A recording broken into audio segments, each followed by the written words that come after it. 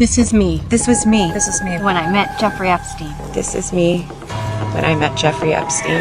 I was 14 years old. I was 16 years old. I was 16, 17. 14 years old. I suffered so much pain. So much pain. So much pain. আমি আশা করছি যে এতক্ষণ তোমরা সকলেই কম বেশি জেনে গেছো এই অ্যাপস্টাইন ফাইলটা কি এবং এর ভিতরে কি তথ্য আছে। স্বপ্নেও মানুষ কখনোই ভাবতে পারেনি যে দেশের এত বড় বড় মাথা এরা এরকম নোংরা কাজ করতে পারে। যাদেরকে নিয়ে অনেক মানুষ মোটিভেট ভিডিও বানাতো যে এদের মতন হতে চাইলে এই কাজগুলো করতে পারো।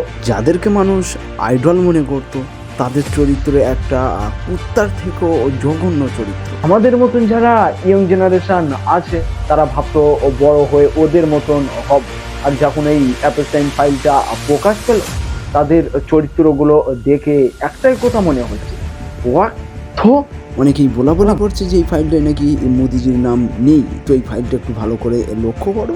আমার এই বিষয়টা বলতে খুবই খারাপ লাগছে যে 17 বছর এবং তার নিচে অনেক 13 বছর 12 বছর এরকম ছোট ছোট বাচ্চাদের নিয়ে তাদেরকে ধর্ষণ করে তাদের কেটে রান্না করে খাওয়া হয়। এরা ভাই দেশে এতগুলো পতিতালয় খুলেছে ভাই, সেখানে গিয়েও এদের শখ মিটছে না।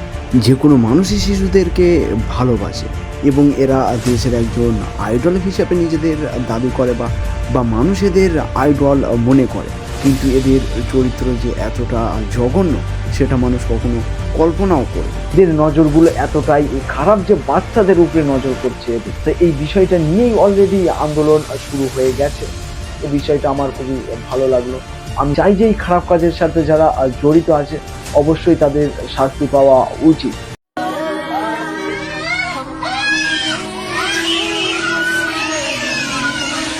এই বাচ্চাটার ভিডিওটা মিমস হিসাবে অনেক মানুষ ইউজ করতো, অনেক মানুষ ফানি ভিডিওতে এই মিমটা ইউজ করতো।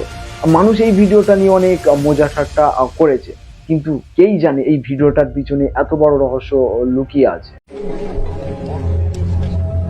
These are our kids. These are our neighbors. Not somebody else's kids. They're all. এই অ্যাপস্টাইন ফাইলটাই যতগুলো মানুষের নাম আছে, হয় সে দেশের বড় মাথা, নয়তো সে কোটিপতি, নয়তো বিলিয়ন্স, এরকম সব দেশের বড় মাথা বা কোটিপতি এরাই বেশি লিপ্ত আছে এই কাজের পিছনে।